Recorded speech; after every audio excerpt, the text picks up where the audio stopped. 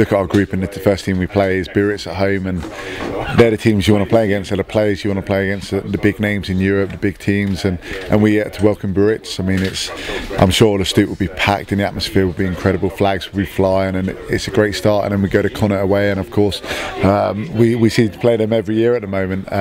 But you need to make sure, hopefully, you get off to a good start, because otherwise you're playing catch up for the rest of the group. Do you have moments where you sort of look at yourself and go, well, I remember being a kid and wanting to be a professional rugby player, and then, you know, playing for a club like Harlequins, having the Premiership success you had, captaining England, you know, do you have moments where you wake up in the morning, look in the mirror and go, this is all pretty sweet?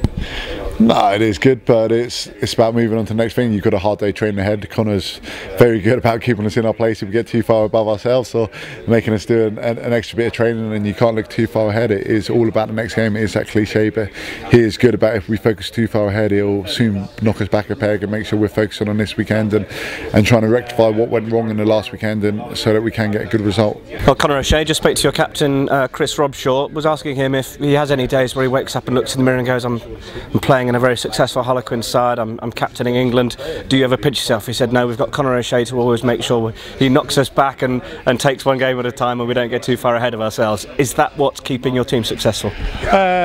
No, he keeps it successful. The boys keep it successful in terms of having a massive drive to be successful, and we want to be. You know, we had a knockback, a setback against Saracens, a game we should have won, but we didn't take our opportunities, and it's a good lesson. You know, I mean, the top level games are decided on very small and tight margins, and when you've got opportunities, you have to be clinical. We know we'll create them, and we have to make sure we take them, especially looking ahead. So Exeter first in the Premiership, that's our focus. That's what Chris was talking about, and then we'll focus on Biarritz, and we know what we want to do in the Heineken Cup this year. And what is that? Be as good as we can be as a team, and you know, in every match we play, give ourselves a huge, earn the respect of everyone for the style of rugby we play, how we go about our business, bring physicality, bring ambition, bring a huge amount of intensity to every game, and then see where that takes us. And we know when we get our game on the pitch, we're a pretty tough challenge to play against, and our challenge is to get it on the pitch.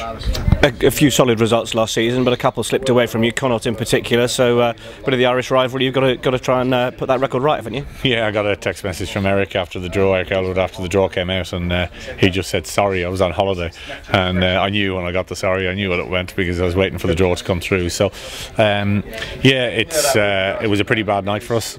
In some ways, it hurt as a good thing. It drove us on for the rest of the season. We had it the year before in the semi-final of the LV Cup, when we lost to Newcastle at home in the last play of the game, in a game we dominated. So sometimes hurt does drive you, and we can use that when it comes to it.